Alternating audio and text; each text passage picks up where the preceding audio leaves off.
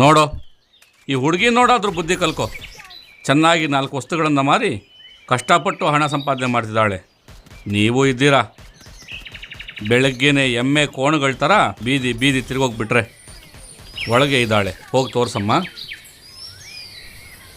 ನೀನು ಹೇಳಯ್ಯ. ನೀವು ತುಂಬ ಅವಮಾನ ಮಾಡ್ತಿದ್ದೀರಾ. ಇಷ್ಟ ಆಗಲಿಲ್ಲ ಅಂತಂದರೆ ಬೇಡ ಅಂತ ಹೇಳ್ಬೋದಲ್ಲ. ಏನು, ನಾನು ನಿನ್ನ ಹತ್ರ ಬಂದಿದ್ನಾ? ನೀನೇ ನನ್ನ ಕಾಲ ಹತ್ರ ಬಂದಿದ್ದೀಯ.